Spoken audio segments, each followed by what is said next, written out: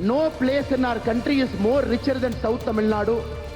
Every village has got one iconic leader who has to take. पिछले कई दिनों से चल रहे कयासों और सस्पेंस पर विराम लगाते हुए पूर्व आईपीएस अधिकारी के अन्नामलई ने भारतीय जनता पार्टी से इस्तीफा दे दिया है। बीजेपी ने शुक्रवार को एक आधिकारिक बयान जारी कर इस खबर की पुष्टि की है। पार्टी के मुताबिक बीजेपी के राष्ट्रीय अध्यक्ष नितिन नवीन ने अन्नामलई द्वारा पार्टी की प्राथमिक सदस्यता से दिए गए इस्तीफे को स्वीकार कर लिया है। अन्नामलई का ये इस्तीफा तमिलनाडु विधानसभा चुनाव के नतीजे आने के ठीक 1 महीने के बाद सामने आया है। बता दें कि चुनाव में बीजेपी का प्रदर्शन बेहद निराशाजनक रहा था। बीजेपी राज्य में महज 1 सीट ही जीत पाई थी। जानकारी के मुताबिक अन्नामलई के इस्तीफे की पटकथा चुनाव के दौरान ही लिखी जाने लगी थी। बीजेपी की तरफ से तमिलनाडु चुनाव के लिए जारी उम्मीदवारों की सूची में जब अन्नामलई का नाम गायब था, तब से उनके बीजेपी छोड़ने की चर्चाएं तेज हो गई थी।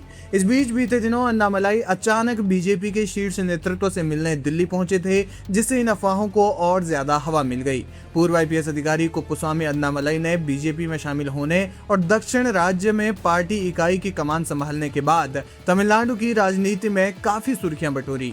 अब उनके इस्तीफे के बाद राजनीतिक गलियारों में चर्चा जोरों पर है कि वो एक नई राह पकड़ सकते हैं।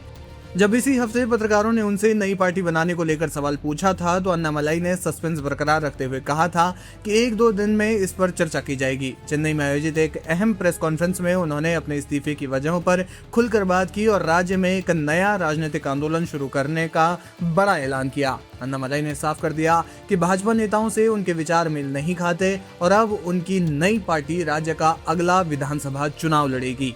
अन्नामलई ने प्रेस कॉन्फ्रेंस में अपनी सबसे बड़ी वैचारिक उलझन को साझा किया। उन्होंने कहा कि मेरे भीतर एक बहुत बड़ा द्वंद्व चल रहा था कि मैं भाजपा का व्यक्ति हूं या एक तमिलियन हूं। उन्होंने खुलासा किया कि वो पिछले साल ही पार्टी छोड़ने का मन बना चुके थे। अन्नामलई ने बताया, मैंने 4 दिसंबर 2025 को ही पार्टी को बता दिया था कि मैं इस्तीफा देने जा रहा हूं, लेकिन पार्टी ने मुझसे चुनाव खत्म होने तक रुकने के लिए कहा था।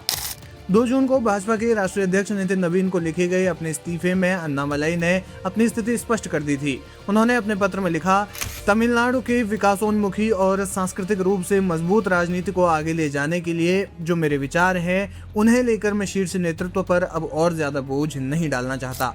प्रेस वार्ता में भी उन्होंने दोहराया कि वो पार्टी पर बोझ नहीं बनना चाहते थे, इसलिए अलग होने का फैसला किया। भाजपा से अपनी राहें पूरी तरह से अलग करने के बाद अन्नामलई ने अपने भविष्य के राजनीतिक ब्लूप्रिंट का भी खुलासा किया।